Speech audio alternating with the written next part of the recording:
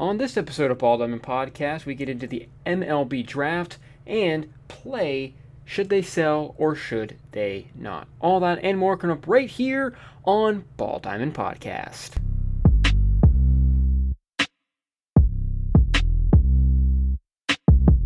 Welcome into this edition of the Ball Diamond Podcast. Glad to be here with you today. That's right, coming up we're going to talk about the Major League Baseball draft that's happening on July 11th. And we're going to also play a little game, should they sell or should they not. You could also say, should they buy or should they not. With the trade deadline right around the corner. But first, I'd like to remind you that you can stay connected to this podcast through our social media pages. That is Facebook, Ball Diamond Podcast, both Instagram and Twitter at Ball Diamond Pod. Programming note, we are not going to do circle the bases in series of the week for this week, just because the whole reason why I started this podcast was to talk about the draft, was to talk about the trade deadline, and so I would like to spend more time talking about those things rather than filling some of that time with some extracurricular stuff. So we're going to lead off with the draft.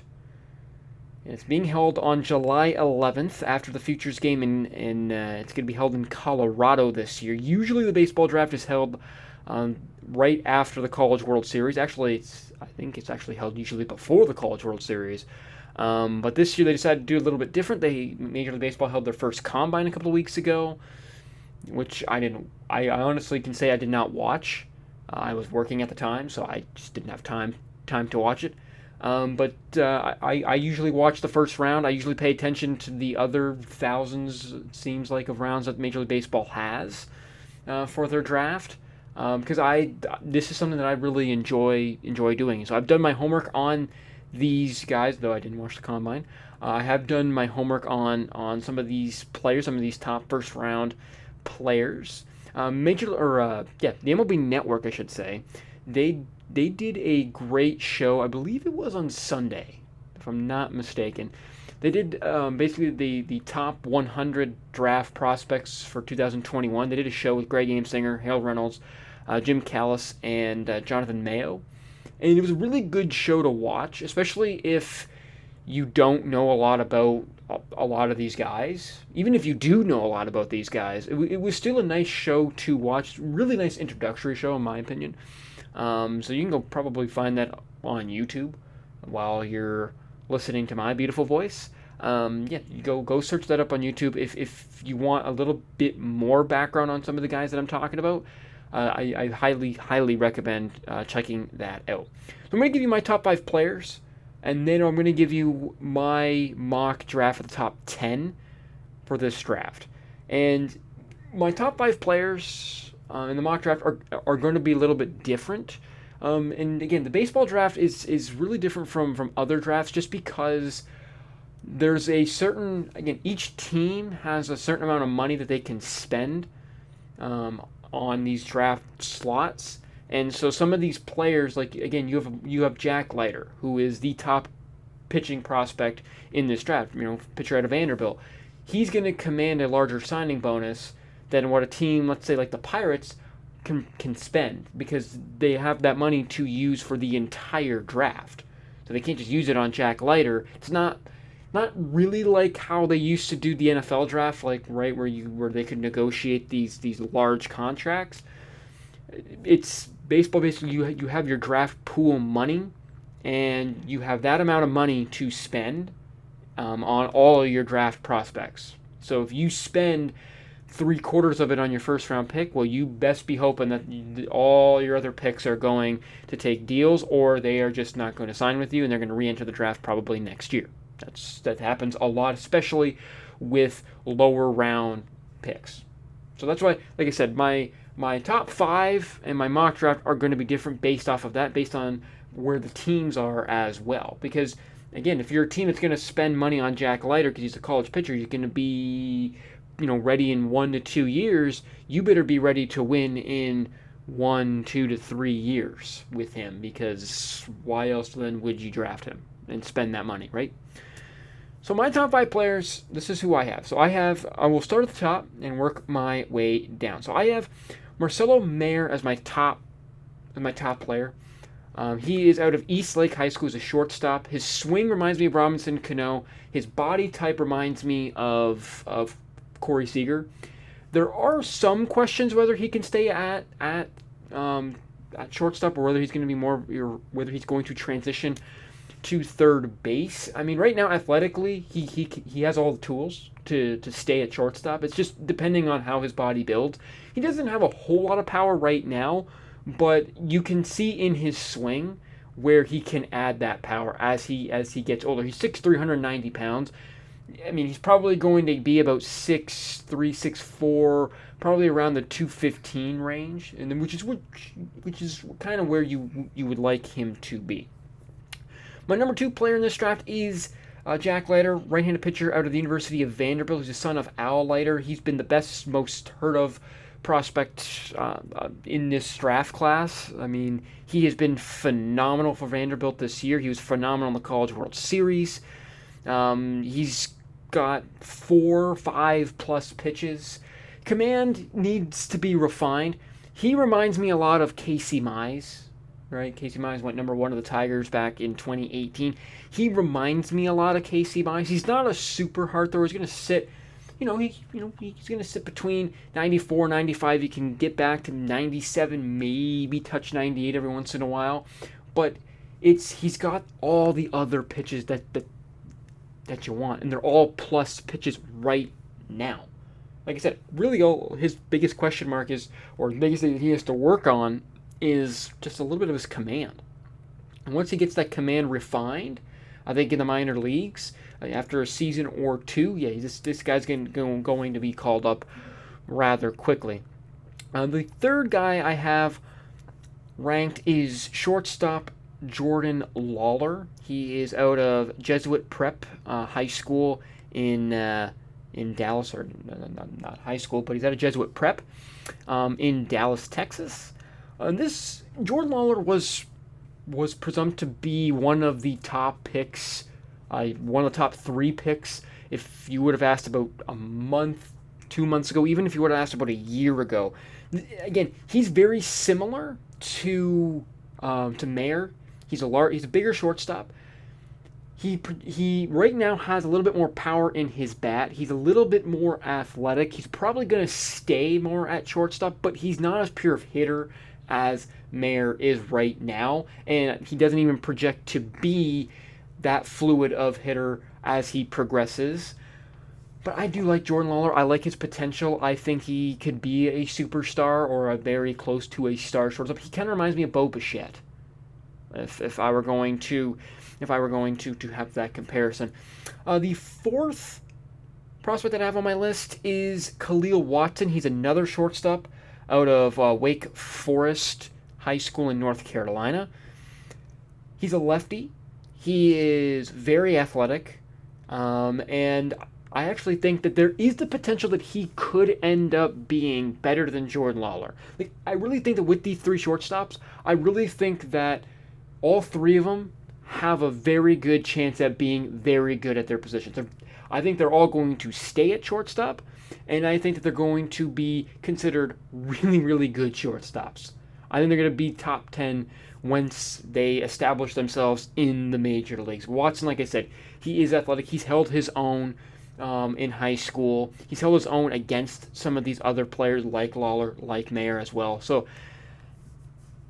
really, in any other draft, Khalil Watson would probably be up at the top, probably be number 1 or number 2. But again, just with Lawler, with Mayer, and even with Jack Leiter, I mean, he's sitting at number 4. And at number 5, this one's going to be a little bit, I think, a little bit out there. And I've got Jackson Jobe as my number 5 guy.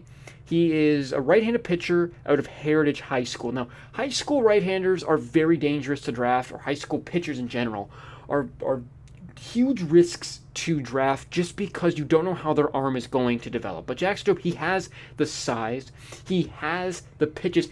His ceiling may not be the roof, as Michael Jordan would say. It might be higher than the roof.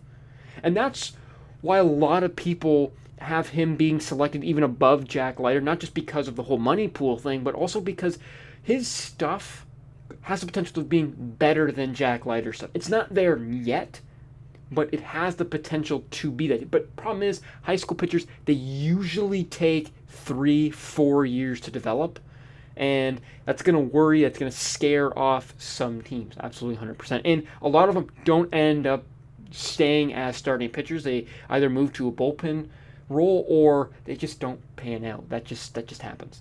So again, Marcelo Mayer is my number 1 prospect. Jack Leiter is my number 2 prospect. Jordan Lawler is my number 3. Khalil Watson is my number 4. And Jackson Jobe is my number 5. So I'm now going to give you my mock draft for the top 10 for the Major League Baseball draft here in 2021. So the draft order goes like this. You got the Pirates. They have the number 1 pick. The Texas Rangers hold the number 2 pick. The Tigers hold the number 3 pick. And then you got the Red Sox, Orioles, Diamondbacks, Royals, Rockies, Angels, and Mets that are going to round out the top 5. So we are going to go first all the way down to 10 because that's more fun. I mean, you want to know who I have going number 1, first, because just to get it out of the way. I mean, I don't think it's really a question. I kind of already alluded to who I think is going to be the number 1 overall pick, and that is Marcelo Mayer. I think he fits what the Pirates are doing. I mean, the Pirates are a few years away from winning. They're not going to win next year. They're not going to win next year or the year after that. They're probably not even going to win in 3 years. They might start to. And I think Marcelo Mayer is a guy who is going to fly up the prospect ranks. I think he's going to be a kid that's going to come up in his very early 20s. I'm talking 20 to 21. I just think that he's the best pure hitter, and I think he fits what the Pirates are doing right now. Could the Pirates go the pitcher? Absolutely. Could they go with Jack Leiter number 1? Do they need a guy like Jack Leiter? Absolutely, 100%. They could definitely use him. But I think based off of where the Pirates are in their rebuild, based off of the fact that I think that Marcelo Mayer is the better prospect, I think the Pirates have to go with Mayer because I think this guy's going to be a shortstop for a very, very long time in the big leagues. Number 2 overall selection. So with the second pick in the 2021 Major League Baseball draft, the Texas Rangers select Jackson Jobe out of Heritage Hall High School, my number 5 prospect overall. And I just talked about how there's a huge risk taking high school pitchers. And now I have the Rangers taking a high school pitcher number 2 overall. But here's the reason why. I don't think the Rangers are ready to win right now. There are some people that believe that Jack Leiter is going to be taken here.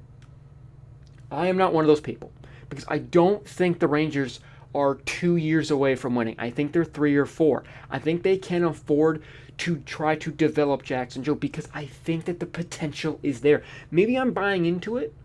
Maybe I'm completely just overbuying this. But I really think the potential's there. I really like his overall makeup. I really like his stuff. I really like his body right now. He's a 6'3" guy. He throws hard. He profiles out to be a top of the rotation type pitcher. And I think if you're the Rangers, you gotta take that risk. You just have to. The other players I could see going here would be Khalil Watson or Jordan Lawler. I think Lawler is more of the option that you're going to see just based off the fact that he is from the Dallas area and that he is the second best shortstop prospect in this draft. And I think the Rangers might lean towards hitting rather than pitching.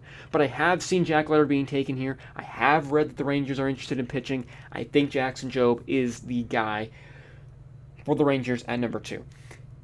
With the third pick in the 2021 Major League Baseball draft, the Detroit Tigers select right-handed pitcher Jack Leiter from the University of Vanderbilt. I don't think Leiter goes past 3 because I think if he does, the Red Sox are going to be sitting there just clapping their hands and they're going to be so excited. Look, I just said Jack Leiter. He compares very well to Casey Mize, which the Tigers, they drafted Casey Mize back in 2018 with the first overall pick. The Tigers are ready to win now. Again, they have Mize, Manning, and Skubal up now. Possibly by the end of the season, you will see guys like Riley Green, Spencer Torkelson, Dylan Dingler up with the team. They are ready to win now. Jack Leiter can be a guy that can come up next year and be an impact pitcher for them.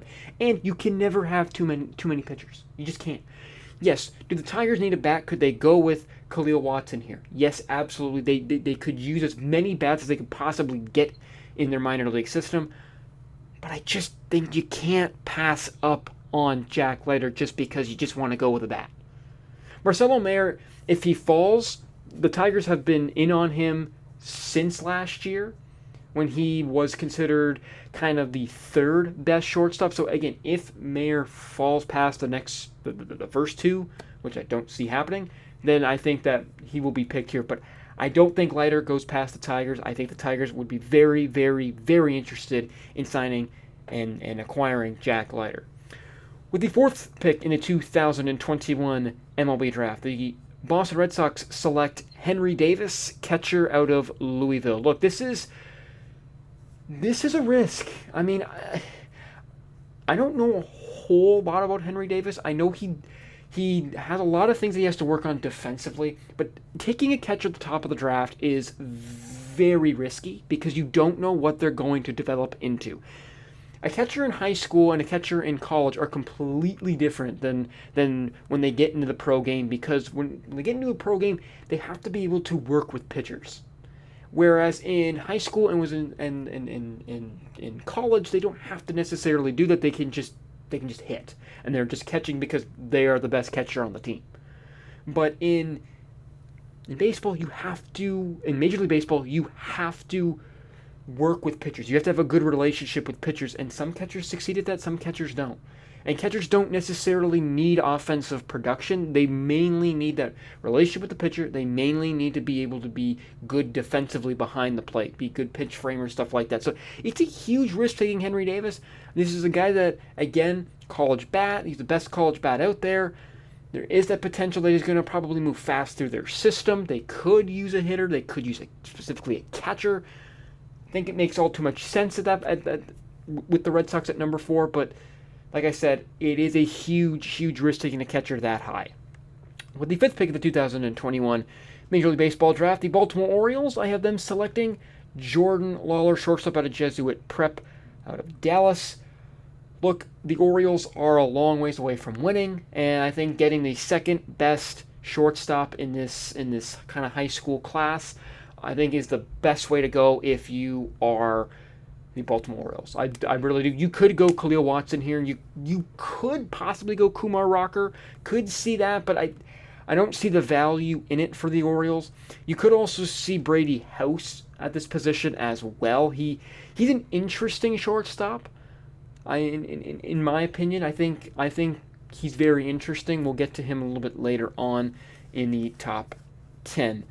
With the 6th pick of the 2021 Major League Baseball draft, the Arizona Diamondbacks select Khalil Watson, shortstop out of Wake Forest High School in North Carolina. Again, you could flip these two. I really do think so. Again, Diamondbacks, they're long ways away from winning. I think Watson just kind of maybe fits better because of his athleticism playing in Arizona rather than playing in Baltimore, and I think that Jordan Lawler's power will play better in Baltimore rather than in Arizona. That's basically the reason why I have those guys going where they're going. But again, I've seen where they have Watson going to the Orioles and Lawler going to the Diamondbacks. I think you could flip them. I think the other position that you could see here by the Diamondbacks, I think you could see a pitcher. I think you could see Jackson Jobe if he falls. I also do think, though, you could see a college bat here, like Sal Frelick. I think that he could go here. I also think that Matt McClain, a college shortstop, could go here as well. But I just think that based off the fact that, again, Khalil Watson is one of the best players in this draft, you are a long ways away from winning, you can develop this guy, and he could be your shortstop for 10, 12 years. With the 7th pick of the 2021 Major League Baseball draft, the Kansas City Royals select Kumar Rocker, right-handed pitcher out of Vanderbilt.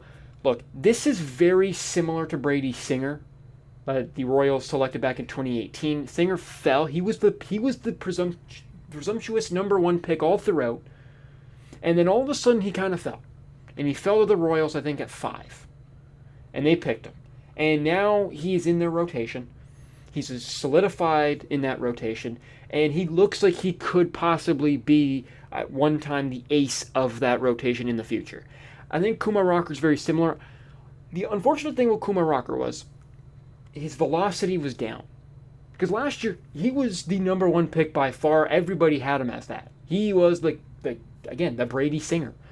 He was a guy that he was big, 6'6", 240-pound right-hander. He could throw hard. He had a good slider, good changeup, really good fastball. His command was a little bit erratic, but was pretty good for being a college pitcher. But this year, his velocity was down. His command was kind of out of whack. I think Tommy John surgery is going to be in his future. But I think if you're the Royals, you take that risk because, again, from a talent perspective, he has all the talent. It's just whether or not that arm is good and healthy right now. With the 8th pick of the 2021 Major League Baseball draft, the Colorado Rockies select shortstop Brady House out of Winterboro High School out of Winder, Georgia. Yeah, I think that if you're the Rockies, look, you've got Brendan Rodgers, who was the top prospect for the Rockies for years and years and years and years, right? He's now up with the Major League team. I think Brady House can be similar to Brendan Rodgers. He's a bigger shortstop. I don't think he's got all the power. He does have all the power. I don't think his hit tool is going to be as good as the other three guys, but again, power plays in Colorado. He's a bigger shortstop again. I think that power is going to play with the Rockies. I think he's going to profile out to be like Rodgers. He could end up moving over to third base where you got Rodgers and House on the left side of that infield for 4 years to come, kind of like Story and Arenado. With the 9th pick in the 2021 Major League Baseball draft, the Los Angeles Angels select Ty Madden, right-handed pitcher out of Texas. I like Ty Madden a lot. He's one of the better college arms. He is a harder thrower. I think that this guy is a very safe pick for the Angels. I think this is somebody who you could see come up faster than you could see him possibly next year or a couple of years away. A couple of other guys that the Angels could pick in this selection. You could see Sal Frelick being picked here. You could also see there's a couple of other pitchers that I'm interested, like Jordan Wicks from Kansas State. I think he's a guy that could really go here because he's a guy that I honestly believe, like what Harold Reynolds says in that Major League Baseball or that MLB Network draft pregame, pre-show, whatever the bleep you want to call it, that Jordan Wicks is a guy that could come up right now. He has the stuff to do it. So I think Jordan Wicks could be picked here, but I'll go with Ty Madden because I like Ty Madden. I think he is the second or third best college pitcher in this draft. Again, he's a harder thrower. I think he's probably going to end up being more of a bullpen guy than a starter. With the 10th and final pick in my mock draft for the 2021 Major League Baseball draft, the New York Mets select Benny Montgomery, outfielder out of Redland High School, out of Lewisberry, Pennsylvania. Look, I've seen college bats go here to the Mets. Look, they need offense, absolutely. They could use offense right now. I could see Sal Frelick here. I could see Matt McClain. I could see a couple of other these college bats going to the Mets here. But I think Montgomery is a guy that could end up being like Jared Kelenic, who was a guy that the Mets had and traded away. I think that he can be a very, very good high school outfielder. I think that, again, he's a guy that could come up in his younger 20s, 20, 21, 22 years old, and help the Mets in the future. I know that doesn't help the Mets now in the immediate future, but I think this is something that the Mets could build towards, and he could be in their outfield for years and years to come. So my top 10, I have Marcelo Mayer going number 1 to the Pittsburgh Pirates. I have Jackson Jobe going number 2 to the Texas Rangers. I have Jack Leiter going 3 to the Detroit Tigers. I have Henry Davis going 4 to the Red Sox. I have Jordan Lawler going 5 to the Baltimore Orioles. I have Khalil Watson going 6 to the Arizona Diamondbacks. Kumar Rocker going 7 to the Kansas City Royals. I have Brady House going 8 to the Colorado Rockies. I have Ty Madden going 9 to the Los Angeles Angels. And I have Benny Montgomery going number 10 to the New York Mets. Again, difference of philosophies here. I mean, if you're a team that wants to win now, you're probably going to select a college player. So if you're the Mets, you're probably going to select a college bat rather than a high school bat. If you're the Angels, you're going to select a college pitcher rather than a high school pitcher, right? If you're a team like the Rockies or the Rangers or the Pirates or the Diamondbacks or the Orioles, whom are a little farther away from winning, 3 years, 4 years away from winning, to me, you take the college bats, you take the college arms because you have the time to be able to develop these guys. And again, you start looking up and down the first round, there are not a lot of high school pitchers because taking high school pitchers in the first round is extremely, extremely risky because you just never know whether they're going to profile out. Like, look at the Detroit Tigers, for example. Bo Burrows was a guy that they selected high in the first round. And I thought that this guy was going to be a good starting pitcher, a good, maybe middle of the rotation type starter. And he never turned out. He ended up getting DFA'd. Matt Manning was drafted, higher in the first round. It took him 3, 4, 5 years to finally make it to the big leagues. This is what you're going to get when you draft college arms. That's the fact. All right, after I tell you why you should listen to the J-Man Show, I will get into the Major League Baseball trade deadline. Should they sell or should they not? Should they buy or should they not? We'll get into that game just after this. Hey, it's the J-Man here to talk about my new show, the J-Man Show, a part of the new podcast series from J-Man Sports. It's it with the old and in with the new. The J-Man Show takes over for the old podcast, but adds its own flavor. Join me bi-weekly as we discuss and have fun with sports news. The J-Man Show is streaming exclusively on the new J-Man Sports YouTube channel. The J-Man Show, anything sports. Alrighty, welcome back. So we're going to play a game, should they sell or should they not? You could also deem this game, should they buy or should they not? I just like sell better. So we're going to pick one team from each division, and I'm going to tell you whether they're going to buy or whether they're going to sell. And none of this in-between crap where it's like, well, they should stand pat, because that's boring. Okay, I'm not boring. I'm fun. I'm exciting. I'm eccentric. So that's what I want to do here. Okay, so we're gonna start with the American League East, then we'll go to the American League Central, American League West, National League East, Central, and West. That's kind of how we're going to do it. So let's lead off with the American League East. It's pretty simple. It's the New York Yankees. They are 10.5 games back of the Boston Red Sox. They're 42-41 currently. What do you do if you're the Yankees? It's pretty easy. If you're the New York effing Yankees, you're going to buy. You're not going to sell. Your window of winning a World Series is rapidly closing. You have to buy. 100%. What do you have to buy? You basically have to buy everything. You haven't gotten a whole lot of production from your rotation other than Garrett Cole, and the last couple starts from Garrett Cole have not been very good. Your bullpen, which started off very good, has the last 30 games or so has pitched to an over 5 ERA. So maybe you got to look at possibly getting another bullpen arm. And then you look at that lineup, just have not been productive all year. Who would have thought the Yankees would have had a minus 11 run differential to start the season with Aaron Judge and Gleyber Torres and Gary Sanchez and Carlos Stanton, DJ LeMahieu? Like, who would have thought they would have had a minus 11 run differential right now? Like, I don't think anybody. So I just ultimately think that if you're the Yankees, you can't sell because you can't sell that to your fans. You have to buy. And you can't buy small. You can't go out and buy, not that this would ever happen, but you can't go out and buy like a Matthew Boyd. You gotta go get yourself like a Max Scherzer. Ooh, that could be enticing. You gotta go buy yourself a Trey Turner or a Javier Baez. Go out and make a splash. Go do something like that. You can't go make these little itty-bitty moves. I know the luxury tax scares the Yankees, but they can't be scared of it. Go out and just and make a trade. Make a big boy trade and really, really improve your team. And maybe you'll be able to pass your rival, the Boston Red Sox, which lead your division and lead you by 10.5 games.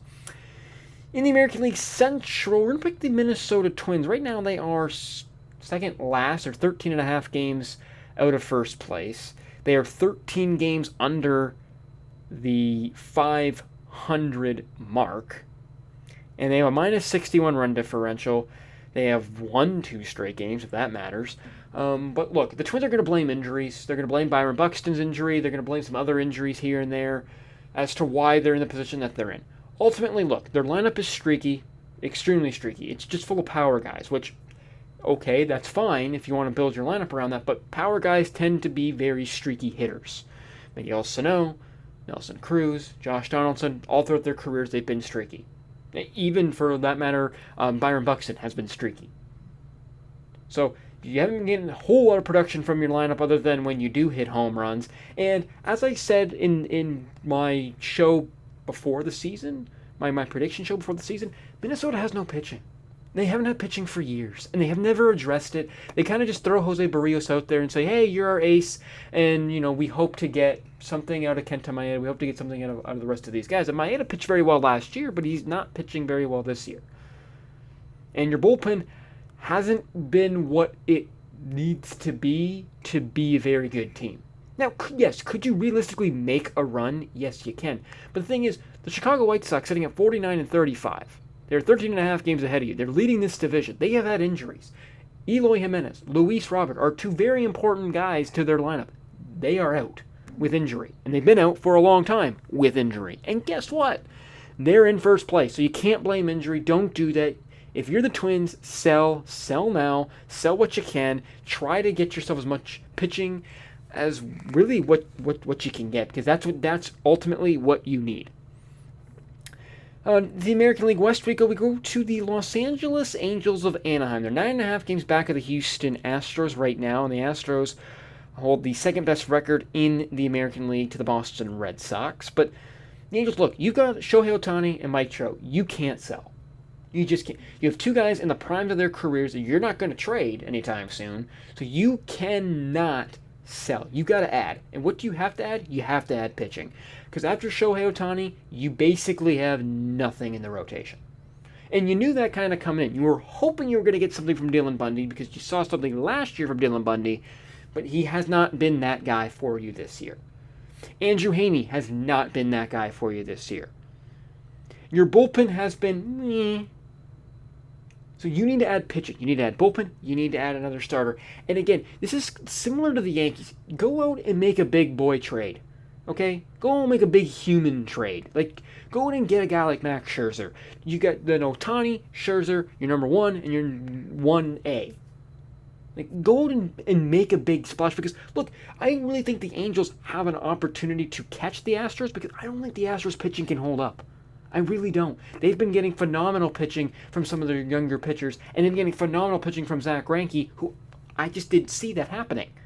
So I think the Angels have an opportunity. I think their lineup has the opportunity, but it's that pitching is just bad.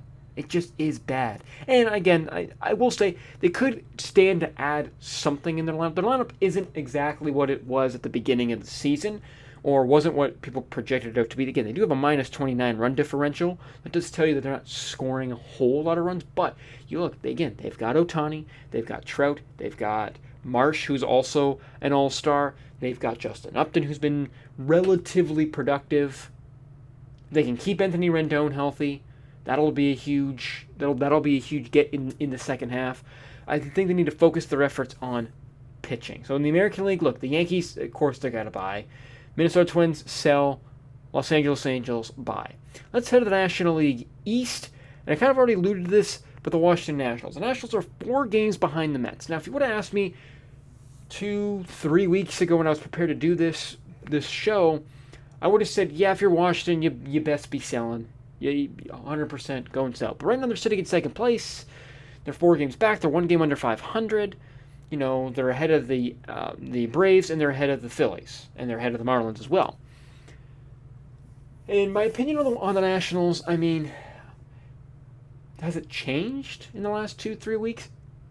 No, not really. I mean, this reminds me a little bit of 2018 when they kind of got on a roll, or 2019 when they got on a roll and won the World Series when they got off to not a great start.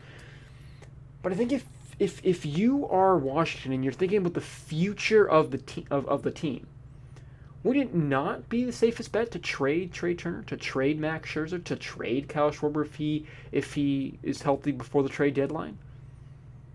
Like, would it not be worth doing kind of what the Yankees did back in 2016 with Andrew Miller and Aroldis Chapman when they sold those two guys, got major league talent, young major league talent, back, and they're back to being in somewhat contention? Like, would that not be something that the Nationals do? Because you already have your cornerstone player in Juan Soto, right?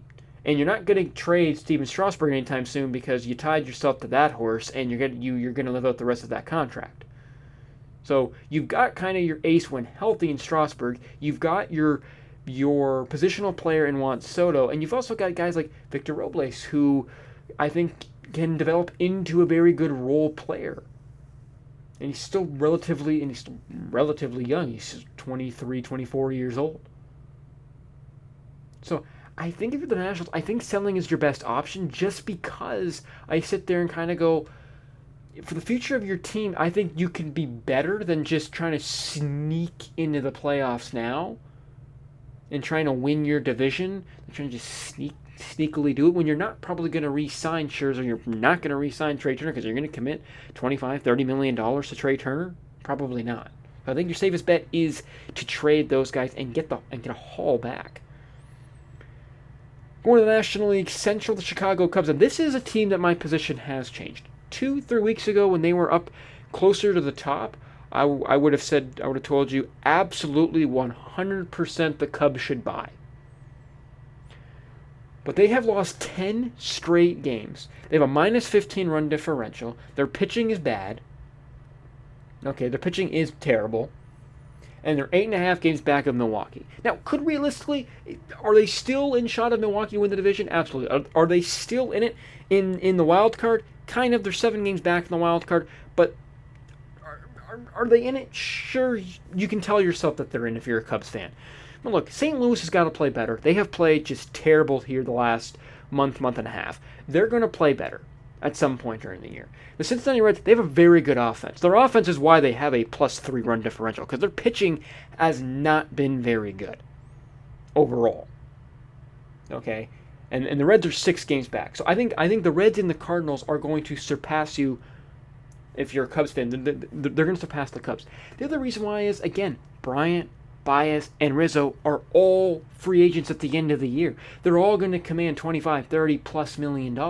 Unless you are going to re-sign 2 of those guys, there's no point in keeping them, because you're not going to go anywhere with them. You can't kid yourself if you are the Cubs brass. You sell those, you sell those pieces, you get what you can, because there'll be a market for Baez, there's going to be a market for Bryant, a limited market for Rizzo, but you still can get what you can get for him. And you kind of just retool and you can improve with your pitching.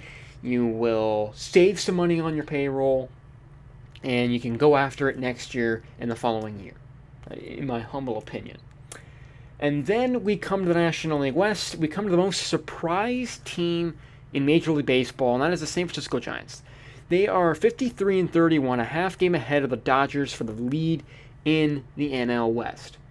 So what I'm about to say is going to blow people's minds. I think the Giants should sell, and basically the reason why is what goes up must come down.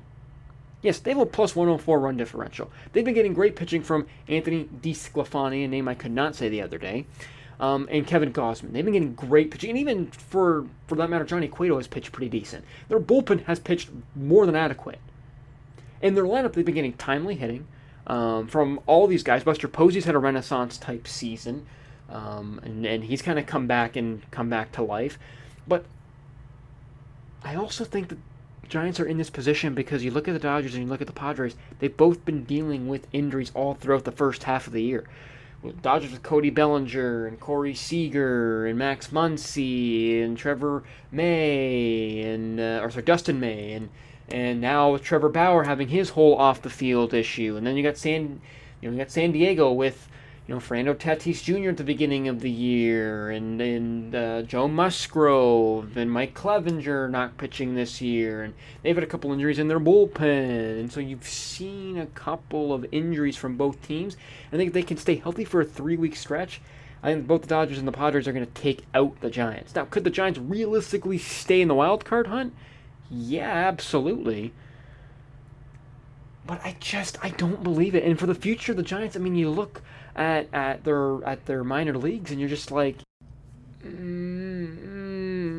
like it's okay, but they could stand to add some more. So the Giants are in that peculiar situation where an analyst would say, "Well, I think they need to stand pat." I'm gonna go on a bold prediction and say that they need to sell. That's I'm their first place. They'd be comfortably in the wild card because the Dodgers lead the wild card by 4 games over the Padres, who hold a 4.5 game lead over the Reds and a 7 game lead over the Nationals and Cubs and 7.5 over the Cardinals and all that stuff. So I mean, they're comfortably in the lead of the West. They could be comfortably in the wild card as well. But I just think what comes up is going to come down, and it could come crashing down for the Giants because they're relying on a bunch of role players, a bunch of players that haven't done it before. And I'm really worried. If you're a Giants fan, I'm worried that you're going to end up being that team that just was like, oh, we should have sold, but we didn't because we went for it and it just didn't work out. Be smart and just sell. Just do it.